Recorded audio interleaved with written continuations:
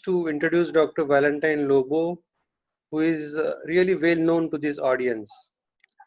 After completing nephrology training from Nadiad, Dr. Lobo returned to KM Pune and actually has turned KM Pune into a leading academic and research institute in the country. We all know that he is an authority on HUS and technology of dialysis. And he is also an authority in locomotives, that is railway engines, and statistics of cricket. In fact, we have used his trove of data sets of Indian cricket for statistics workshops. Today, Dr. Lobo will tell us how to put a research proposal together. Dr. Lobo, please. Thank you, Atul. So, Atul, thanks once again for that generous introduction. I'm surprised that you remember the cricket statistics books that I used to keep.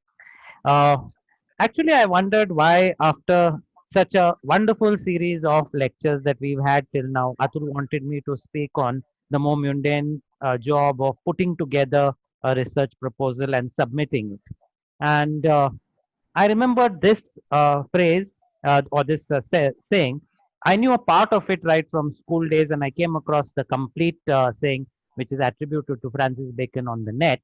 And what it says is that writing makes for exactness, and good memory is not a substitute for writing. So, what I shall attempt to do is to describe over the next 30 minutes or so the objectives of writing a research proposal.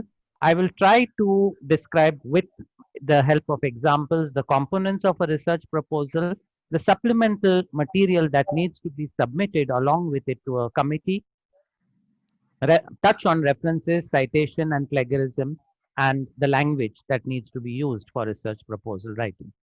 Apart from journal articles, I found two very useful resources: the National Board of Examinations and the UGC University Grant Commission's guidelines, which were available on their websites.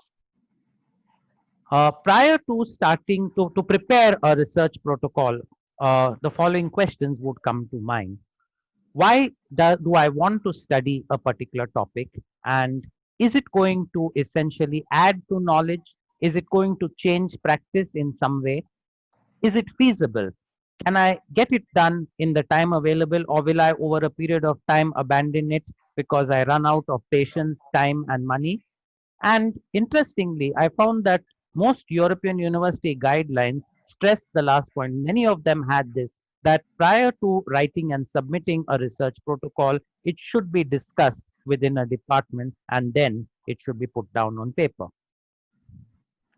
The objectives of preparing a research protocol in general are obtaining approvals from various committees, ethics committees and institutional review boards, academic colleagues.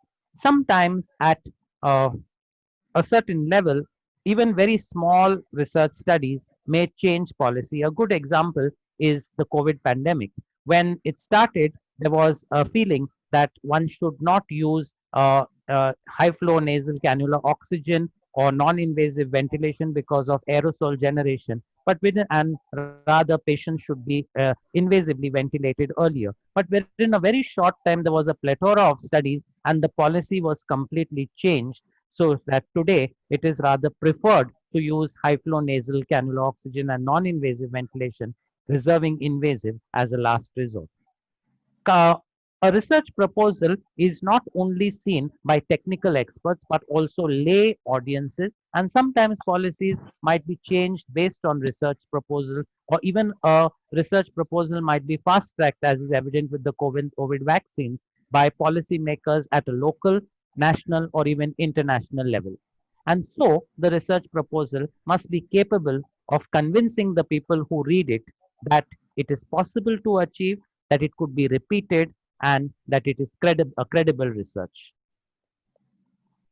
It's said that the research proposal allows a student to focus, define, and narrow their research plans. A research proposal is not a book, and so it cannot comprehensively compare a topic, but rather would focus on a small aspect of a broader topic. It would put that problem into context, and it would provide the background for such type of research. It establishes essentially a theoretical framework and, importantly, where multiple methods are available to achieve the same thing, it enables a review of all the methods available and selects the one which is most appropriate to achieve the objective of the research. Because evaluators are all busy people, it is generally felt that a research proposal which exceeds 10 pages may turn away the readers, and importantly, it should not contain personal opinions but facts. Once a research proposal a protocol has been approved, it becomes what is known as an operating manual, which can be referred to throughout the conduct of a particular study. And in fact, so defined that when an institutional review board has once approved a particular research protocol, then any divergence from that protocol constitutes either a protocol deviation or a protocol violation. O- Over optimism and overconfidence should be avoided when describing possible outcomes, and importantly, redundancy, repetition, and most importantly, plagiarism needs to be avoided.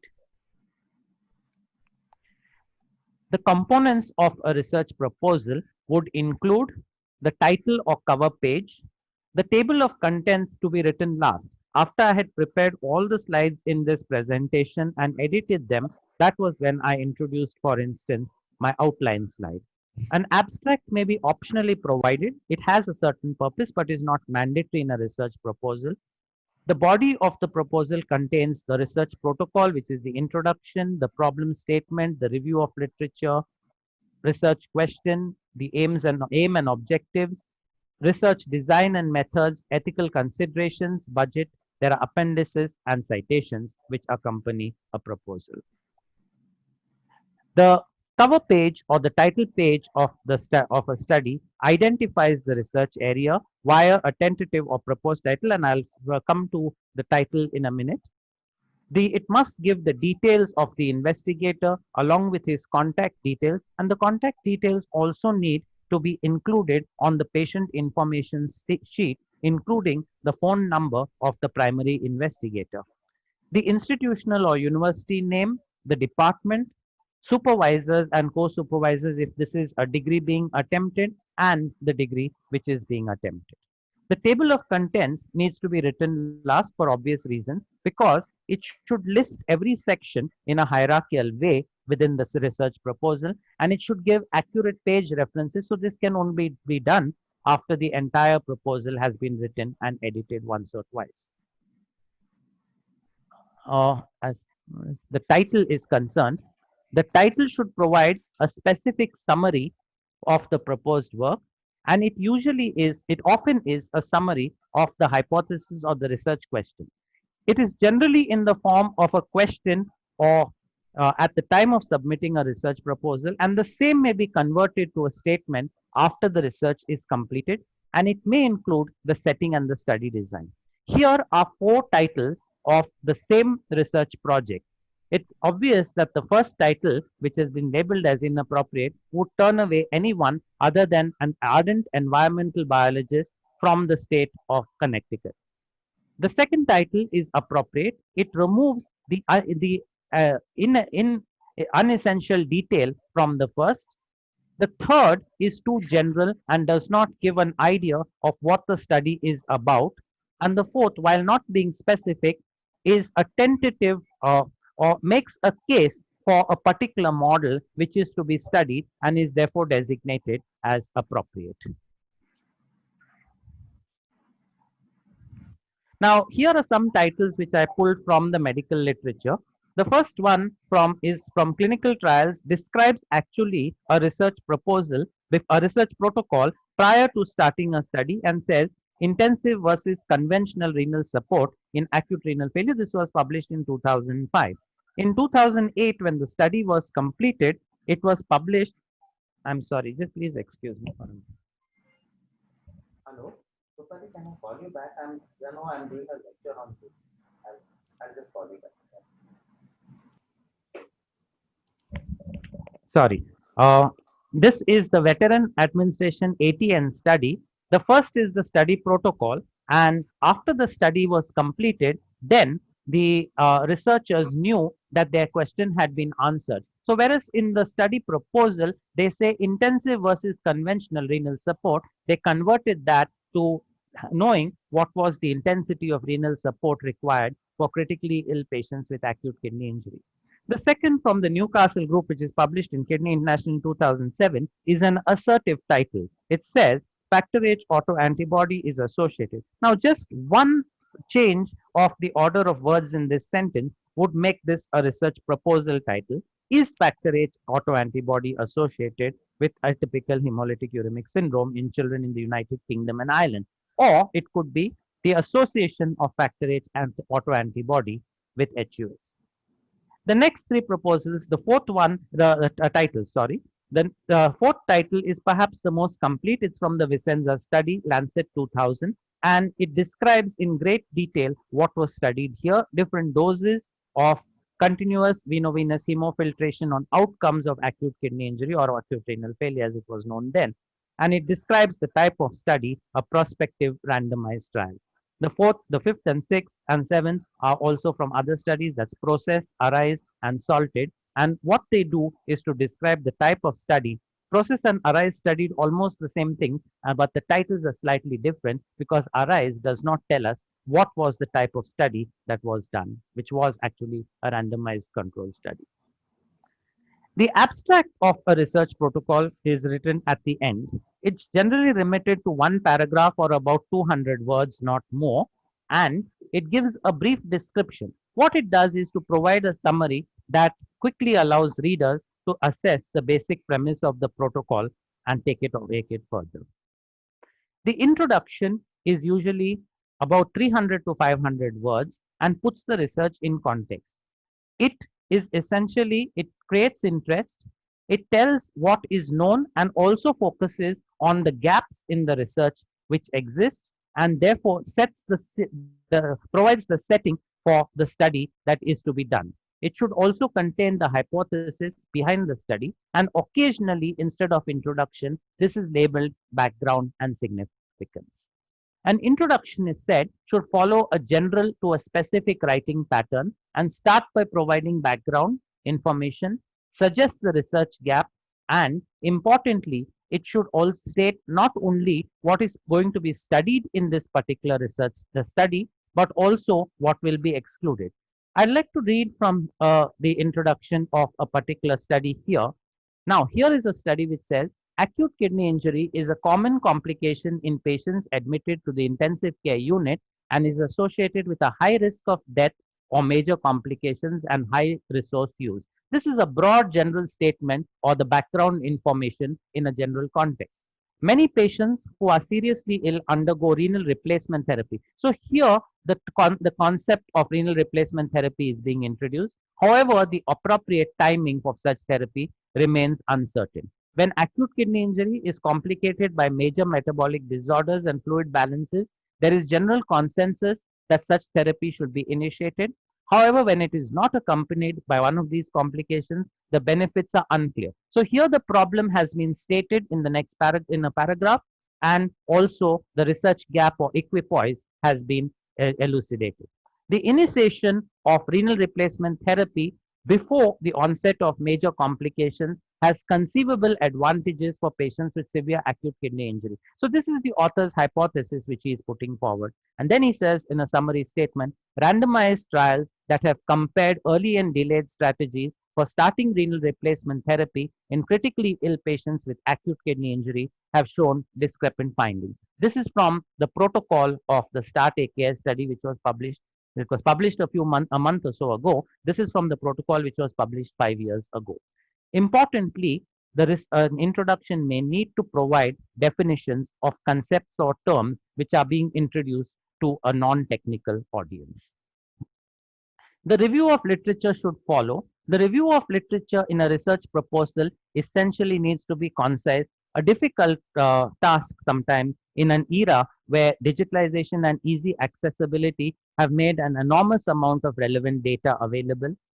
But And so literature review is information dense, and it can be broken down into conceptual categories rather than chronologically. For instance, a study that focuses on perhaps multi-targeted treatment in lupus nephritis will start with an introduction about what is SLE.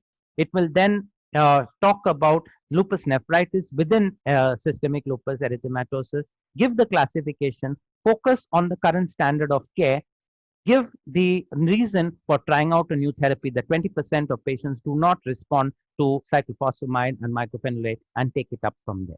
A literature review means that the author has read and summarized the mentioned literature himself, and summaries which are copied along with the references from other sources are considered plagiarism. As an example, this sentence is from the Advances in Chronic Kidney Diseases of 2018, an article called Current Concepts in Vascular Hemodialysis Vascular Access Infections by Kumbar and Yi. The author says newer graft materials have lower infection risks, though the site of graft placement may also affect the risk of infection. The author's references for these are two articles, one from the Journal of Vascular Access by Ben Rashid in 2017, and another by Alan and Harish from the CJASN of 2011. If I use the statement made by this author, or even in a modified form, my reference should be the article from ACKD by Kumbar and Yi, and not the two original references, unless I have read those and I'm making my own summary or conclusions based on that. There are 5 C's of a literature review which are recommended. Cite, so as to keep the primary focus on the literature pertinent to the research problem. Compare various arguments, see what authors agree on, and also contrast to see where there is disagreement, where there is controversy, and where therefore there is a role for a new study. It's not enough to merely copy and paste the abstracts or the results of prior literature. It needs to be critic, as is said here. And there's an important sentence here which says the verbs used to describe what an author says or does are important. For instance, we would say the recovery trial demonstrated that dexamethasone reduced mortality in critically ill COVID-19 patients on ventilator, whereas we would not say that we could not say the same of, say, hydroxychloroquine. So we would say the proponents of hydroxychloroquine argue that while it may not have a role in treatment, it has some role in prevention of COVID-19. Excuse me, sir. Sorry. Yeah. Sir, Hello. sir, people in the chat are saying that the slides are not moving. Can you just move one slide forward and backward? So I move forward. Has it moved, Aniket? yes, sir, it has moved. Now I've moved it one back. Yes, sir. So participants, there may be slight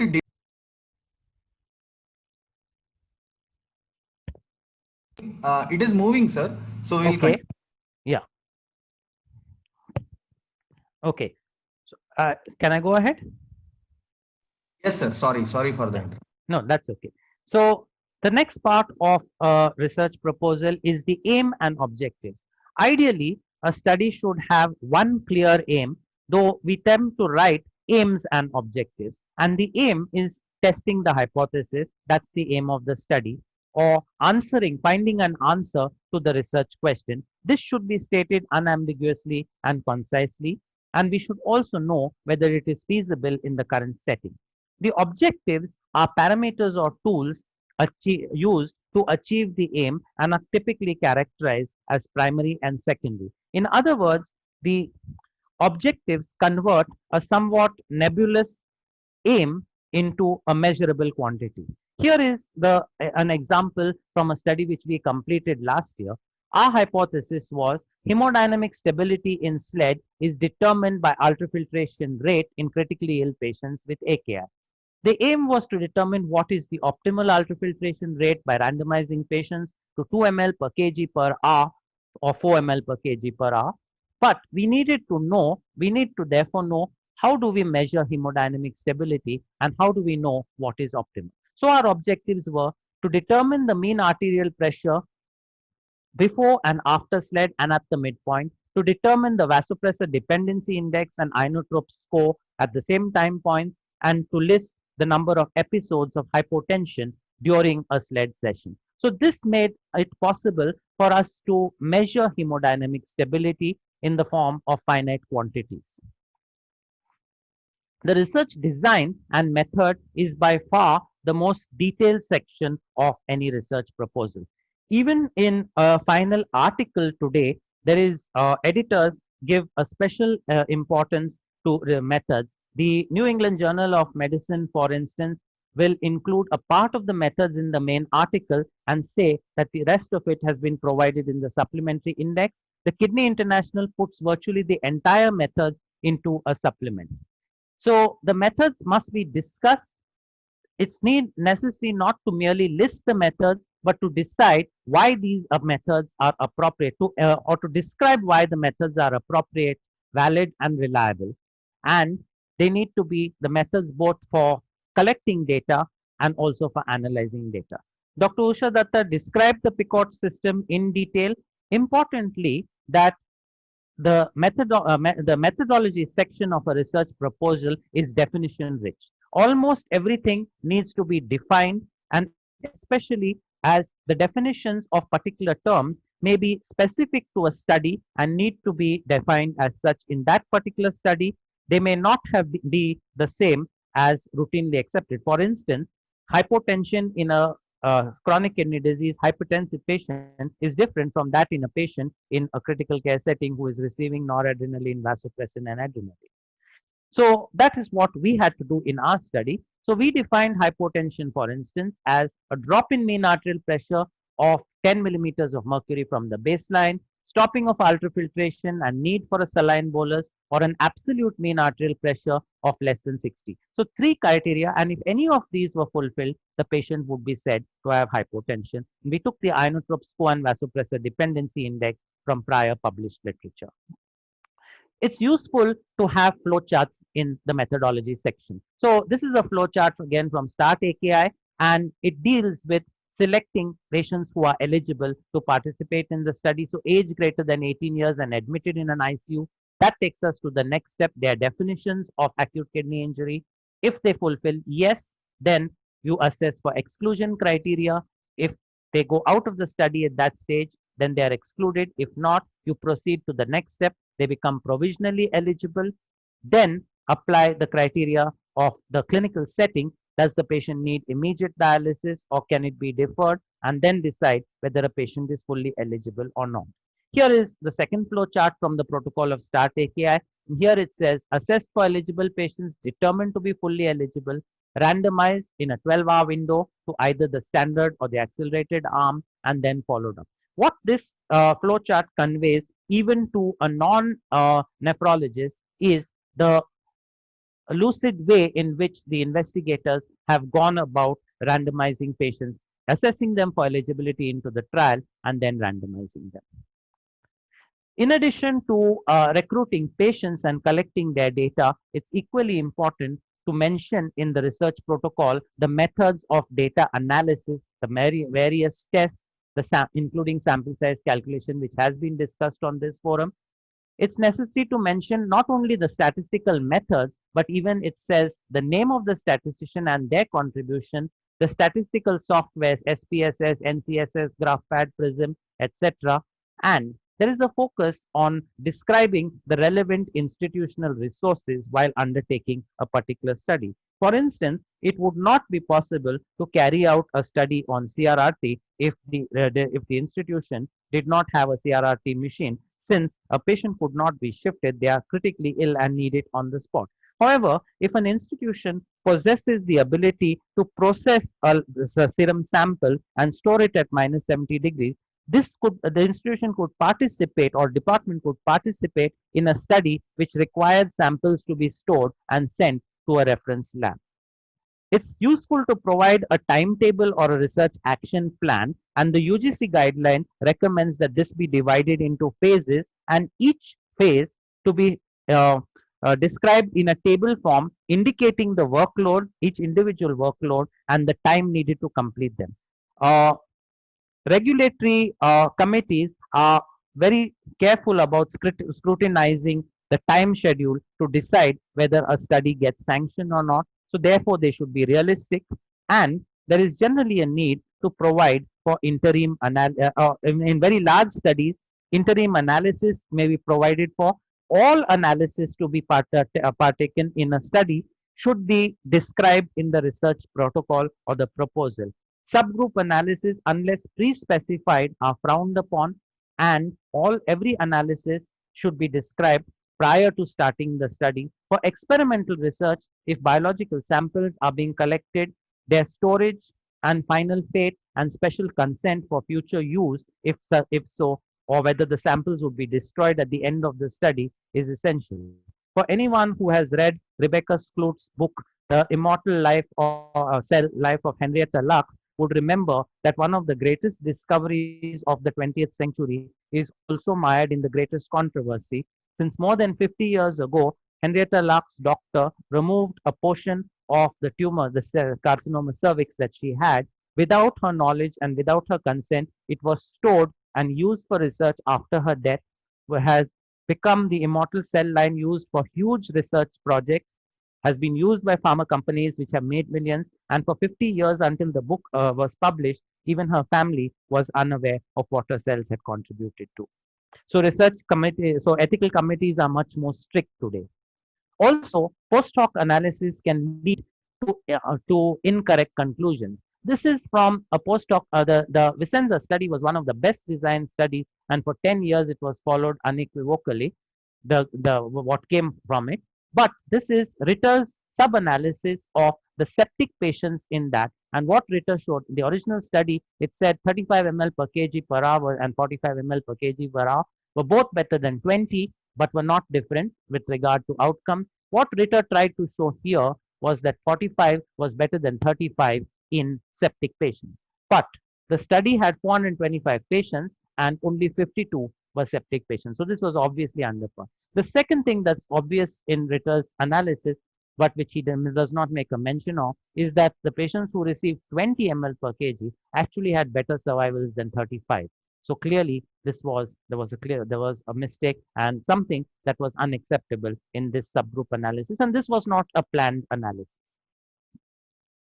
So an interim analysis compares randomized arms at any time point before the end of a study.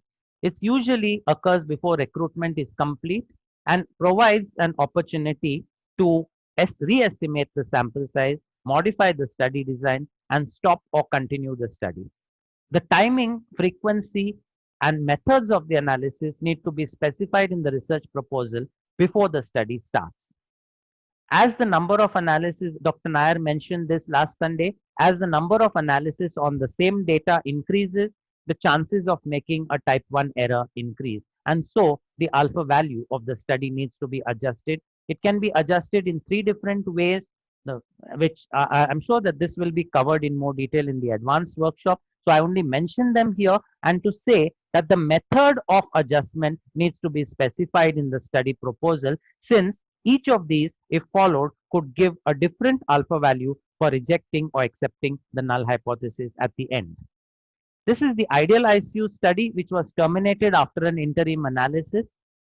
The trial was designed to have an 80% power and an alpha level of 0.05 with 832 patients. The two interim analyses were planned for death at 90 days with an alpha level which was very small, 0.0001. So clearly this was a well-designed interim analysis. But when the study was analyzed, that it was stopped after the second interim analysis, what they found was that they were just not achieving their targets. And so they felt continuing to spend money in a clinical trial that had little chance of demonstrating efficacy was undesirable, and a premature termination on grounds of futility was done. So this is what a pre-planned interim analysis may allow. There could be problems with interim analysis. This is the UPAS study in which a planned interim analysis was done. The Pocock method was used, and the trial, which was originally planned for a sample size of 120 patients, was terminated after 64 patients because it met the criteria for stopping, which were pre-specified.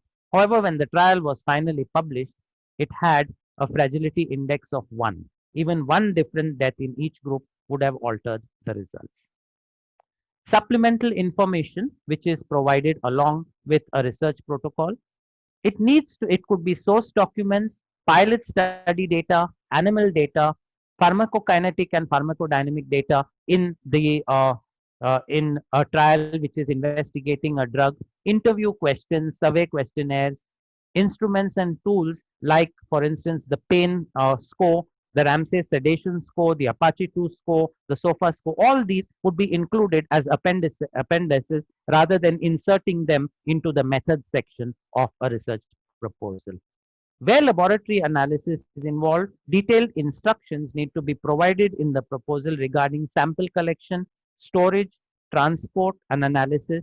The laboratory doing the tests and the method being used, a kit if it is being used, and the manufacturer if known should be mentioned, and the limitations and validation of the particular method. And as I just said, if the samples are to be preserved at the end of the study for future use, this needs to be specified in the protocol and a specific consent taken. If not, a description of how the samples will be destroyed at the end of the study or disposed of is also required to be mentioned in the study proposal.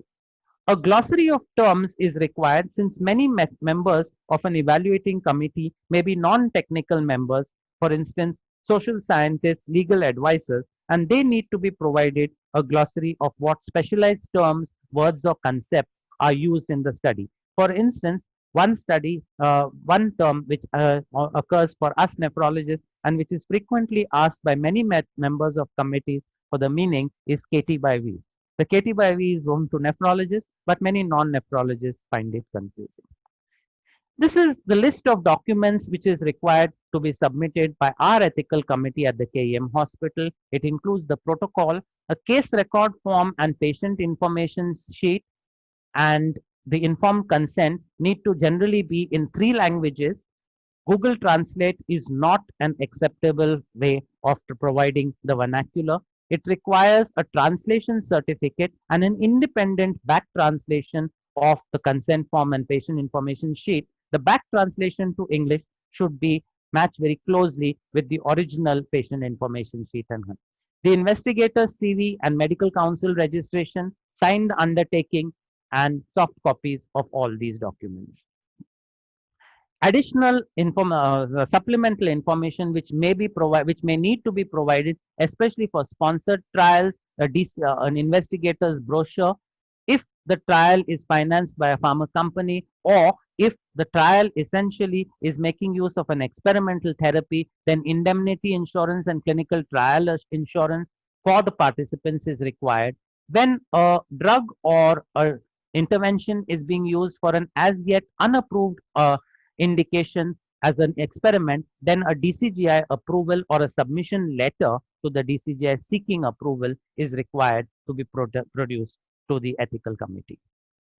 Touching on references, it's said that around 10 to 25 references should accompany a research proposal. If more than 30 to 50 references are available on a particular subject, and remember this is problem oriented, then it's likely that clinical equipoise actually does not exist and it is questionable whether the study should be done. The International Committee of Medical Journal Editors in their first meeting in 1978 at Vancouver gave us the Vancouver style for citing references regarding articles in journals, books, etc. I know that there is going to be a complete session on use of citation software, so I would not go into that except to mention these 2 useful resources, Citing Medicine 2nd edition, and this is the ICMJE website, which has 44 pages of very detailed instructions on how citations in every possible situation are to be done. What is plagiarism? Plagiarism is defined as copying sections from other sources without properly citing the source.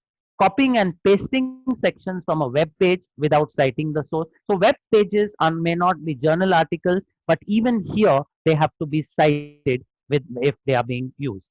Expressing the ideas of other authors as original. Cite sources to avoid the plagiarism whenever using another person's idea, opinion, or theory. If there is a verbatim quote which is actually frowned upon, but if in some situations this has to be done, even if this quotation comprises only one sentence, it should come in quotation marks or as an indented paragraph. And even if a paraphrase of another spoken or written words is used, it needs to be cited. It's not required to cite sources when the information is original research, common knowledge, or opinions, the researcher's own opinions and evaluations. Uh, I never had a problem with the Indian Journal of Nephrology accepting, but when I wrote my first two papers, one to Hemodialysis International and one to Advances in Chronic Kidney Disease, the comment was the content is good, but it appears this author does not know English. That made me react somewhat like Professor Higgins in the movie My Fair Lady. Oh, the Americans haven't spoken English for years. But technical science writing has a particular requirement. It needs to be clear cut and lacking in artistic enhancements without the use of jargon, buzzwords, or flowery phrases. And this actually is a problem for those of us who have had their entire education in English. Academic language needs to be formal, objective, impersonal. When using information from a source, as I said earlier, we should avoid quoting directly, avoid colloquial, idiomatic slang, or journalistic expressions in favor of more precise vocabulary. If an abbreviation is used subsequently, both the full form and the abbreviation should be used the first time it appears in the text, and titles should generally not contain abbreviations. There is no specified format for voice in scientific writing, though the passive is preferred. In practice, however, many writers would switch between the two to keep the writing from become repetitive. Avoidance of personal pronouns, using of the passive voice. So the questionnaire was administered rather than we administered the questionnaire. Using the third person and making things rather than people the subject of sentences is preferred and the preferred format of language for both research protocols and research study reports. I found two guides on language for research writing to be useful. English for writing research papers by Walwork, a book publication, and Springer normally does not give a lot of information of free access, but this site of theirs on language for research writing is freely accessible. I think Aniket, we could go to the two short questions in the poll. So before I show Yes. my next slide, would you like to take over and explain? So good morning, everyone. So the following two questions are a comprehension paragraph based questions. So sir will project in his slide a passage of about 5-6 lines, and then there'll be a question beneath it. After we will be allotting you a time of about 2 minutes to read and think of your answer, and then I'll be launching a poll in on which you can enter your answer. Sir, can we have that slide? Yeah. So this is on language. This is the paragraph from a paper, and the question is identify the instant number of instances of informal language, and those are the options.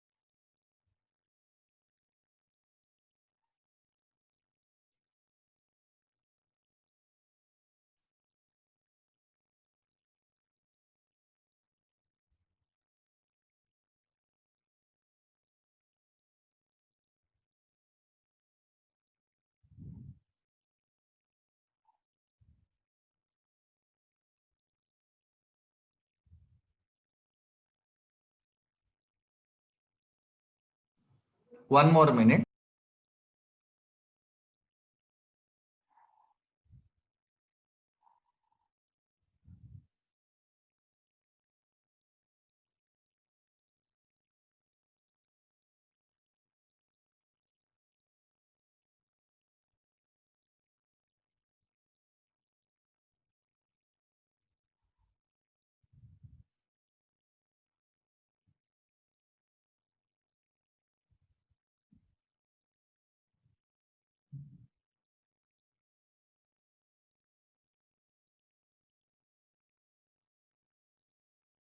Sir, can I launch the poll now? Yes, please do.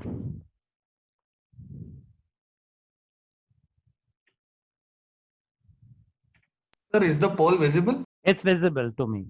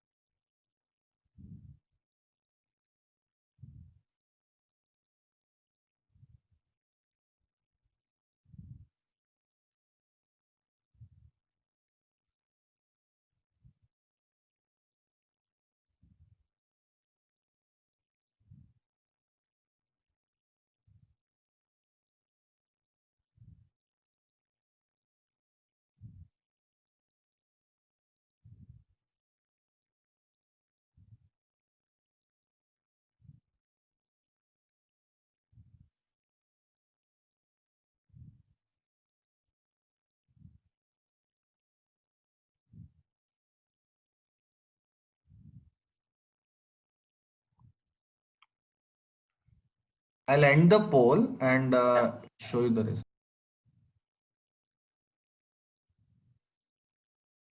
Right. So most of the people put 5. There are 7, which I will show after this. Before that, Aniket, I'll just show the next slide, which is the next poll.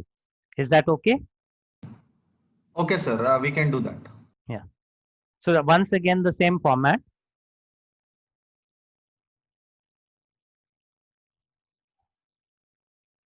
It's not moving.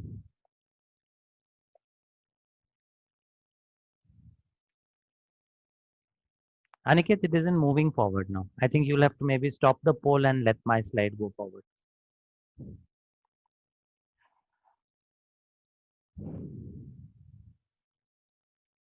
Okay.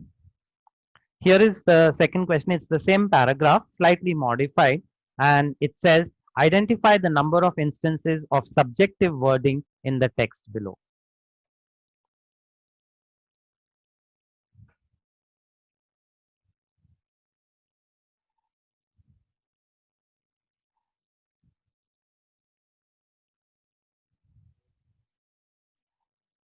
Niket, I think you can launch the second poll, second question also. This is the second question, sir. This is the second question.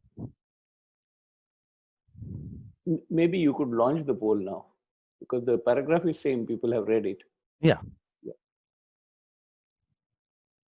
Sir, 1 minute we'll give, sir. That's okay.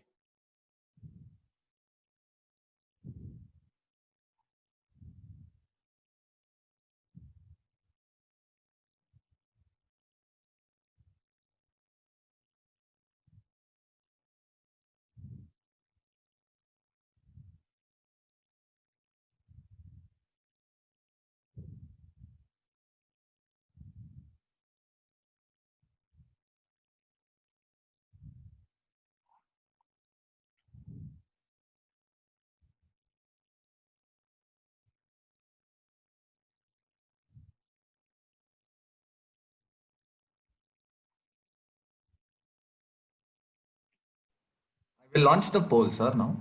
Yeah.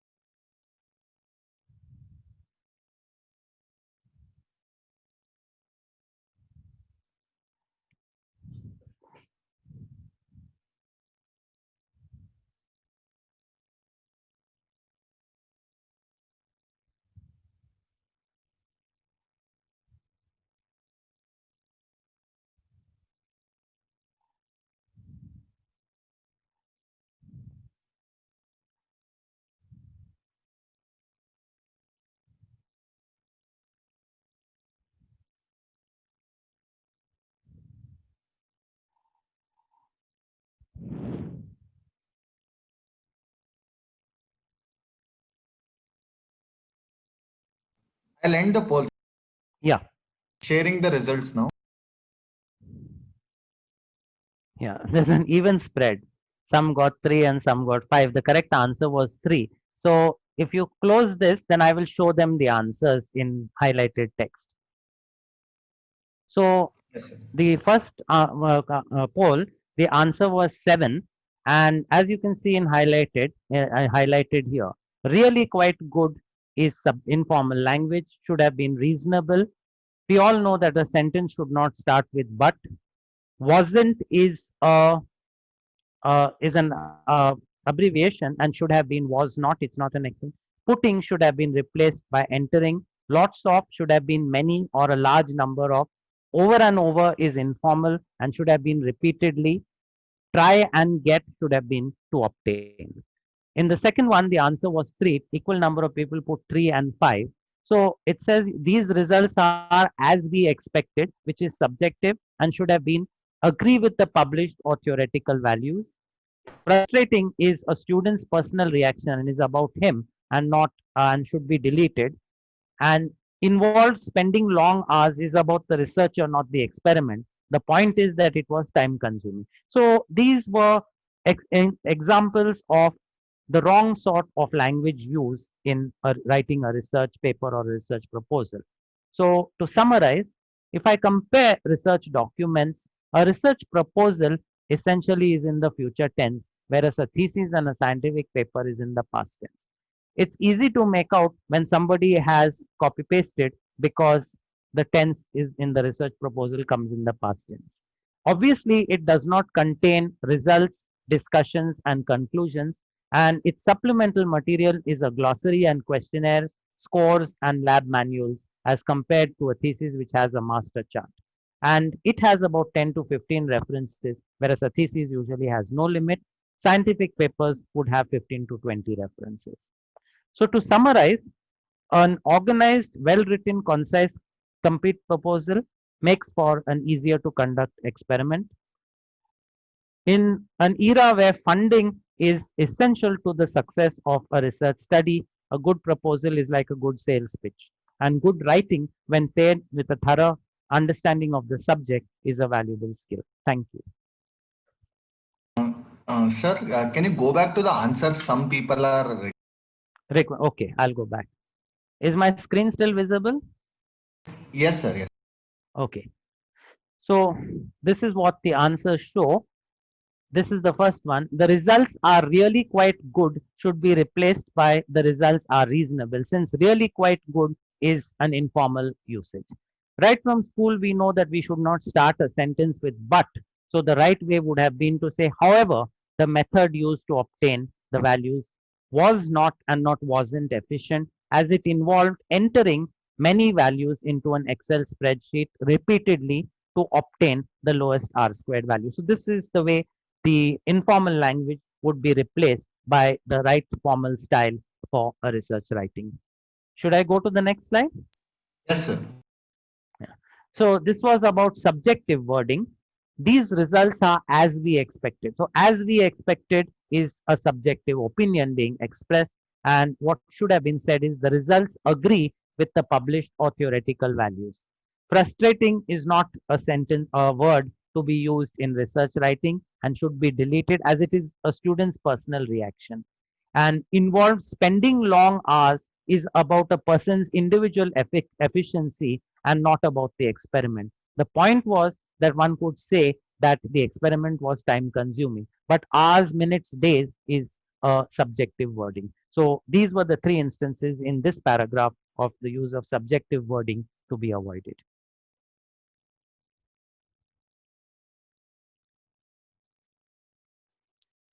Thank you, Valentine. I think Atul, you could go ahead with the Q&A. Thank you, Valentine, for an excellent talk. There are a few questions, so let us take one by one. The first is, in a thesis protocol, does a Yeah. proper case record form need to be designed and submitted along with the proposal? Yes, the answer is yes. Even any university or NBA guidelines tell you that for clinical research, the case record form is mandatory. The patient information sheet and consent form is mandatory. And what our ethical committee makes a great point of is that the patient information sheet must contain the student's contact number so that the subject can contact them in case of a problem. Can you explain what you mean by back translation? Okay, right. So we tend to generally write a patient information sheet in English as well as a consent form. So this is then translated by a professional, or as I said, it's not considered the right thing to use Google Translate, but is translated by an expert into Hindi. In India, at least 3 languages would be mandatory, and in our state, Marathi, and in different states, it would be the language of that state. Now, there could be some inaccuracies in the translation, and this is somewhat taken care of by having that Marathi and Hindi translation independently translated back to English by another translator who then provides a certificate of this. If the back translation, when compared with the original patient information sheet and consent form, matches accurately, then one would say that at both steps, the translation into the vernacular as well as the back translation from the vernacular to English have been done successfully. If there is a discrepancy, then one would have to retranslate the original. So the back translation serves as a method of assessing the accuracy of the original translation. Otherwise, it could be that what information we intended to give a subject in a trial is actually not being given. Something different could be conveyed. Okay. For a DNB protocol, certain ethical committees are asking for clinical trial insurance. So is that mandatory for DM or MD thesis? No, DM and MD thesis, neither, I'm not aware of any university, and certainly the national board does not mandate it in their guidelines. Indemnity insurance or a clinical trial insurance is required. The indemnity is, of course, for the investigator, and the clinical trial insurance is required when there is a possibility that the intervention being, where it's an observational study, there is no question of the intervention being causing harm. In fact, as of just now, we are participating in a study which is sponsored by Biomero and which is from the Akin network across the world, which is biomarker enhanced diagnosis of acute kidney injury. Since it's purely observational, even though this is not a thesis, our ethical committee does not insist upon an insurance for a pure observational study. So an insurance is required where some compensation may be required for a patient due or an adverse event which in the opinion of the ethical committee would be could be caused by the study or by some intervention in the study. So I think actually a lot of the role of the ethical committee is going to be covered by Dr. Mohan Gupte in a subsequent lecture, but this is the procedure that is followed in our institution. And this is all ethical committees today follow fairly standard norms because they are now directly under the Ministry of Health and Family Welfare and follow their guidelines. But some may be more strict than others.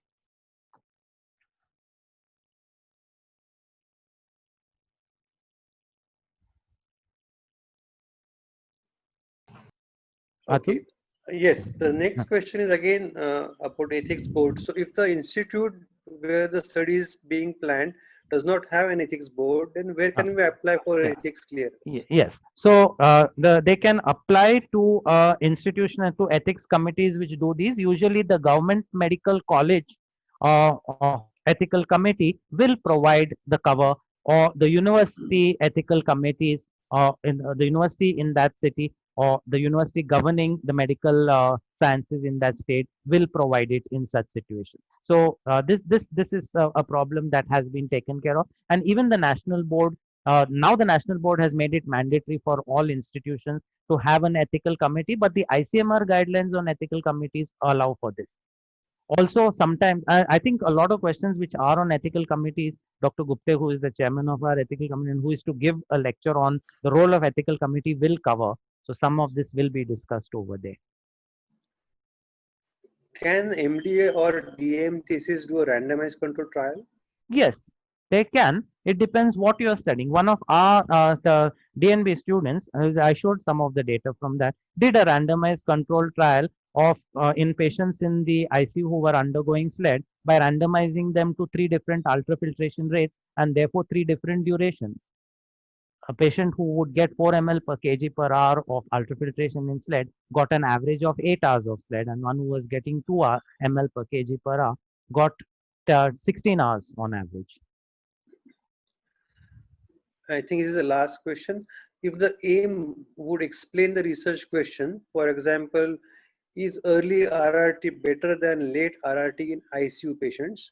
Where would our outcome parameters be fitting into it? Yeah. So For what is example, mortality. yeah, an excellent question, and I think it exemplifies what I said. What is better? How do you define better? Early is better than late. You have to define better. So this aim states is early therapy is to demonstrate that early is better than late. But what is better?